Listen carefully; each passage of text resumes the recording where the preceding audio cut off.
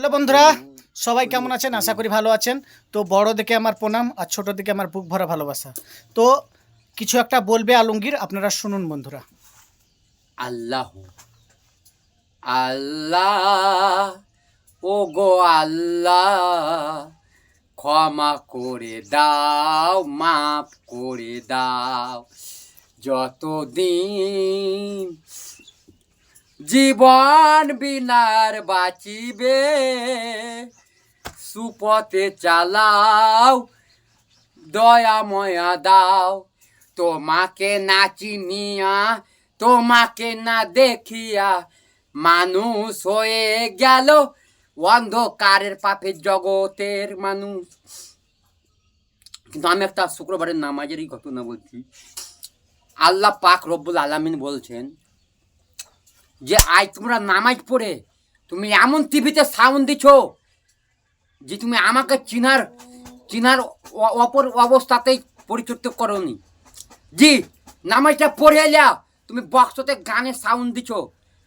যে শুক্রবার একটা পবিত্র দিন অল্প করে সাউন্ড দিবা, তাও তুমি মুসলমান মানো না।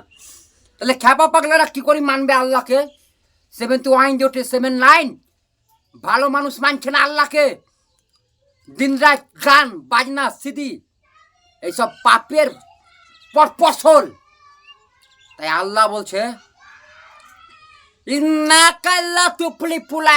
মসজিদের শেষ করে দিব, আমি দুনিয়া থেকে শেষ করে দিব। এমন ভূমিকম্প চলে আসবে, আল্লাহ বলেছেন ওই মোটা মোটা পাথর উল্কা থেকে পড়ে মানুষের বুকে যখন ছুঁড়ে মারবে, তখন মানুষ শুকটি মাছ হয়ে যাওয়ার কথা নয়, 400-500 ডিগ্রি রোদ বাড়িয়ে দিবে। বলো সুবহানাল্লাহ, সুবহানাল্লাহ।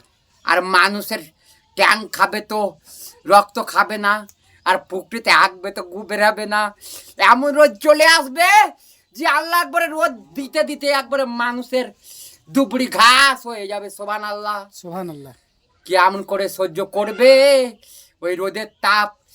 তোমার 100-500 ডিগ্রি রোদের তাপ সহ্য হয় না। 2700-500 যখন রোদ থেকে আল্লাহ তোমাকে দিয়ে দিবে, আর আল্লাহ বুঝবে যে আমি আরো রোদ পাঠাবো। বলে সুবহানাল্লাহ, সুবহানাল্লাহ। তাই সাথে থাকেন। ধন্যবাদ। আমি এই পর্যন্ত, কাল তো আরো ধামাকা হবে। ভিডিওটা দেখবেন আর কেমন হলো আপনারা কমেন্ট করে জানাবেন। তো সবাই ভালো থাকবেন, সুস্থ থাকবেন, আর মানুষের পাশে থাকবেন, এটাই বলবো। তো সবাই ভালো থাকবেন, সুস্থ থাকবেন। Tata, bye bye.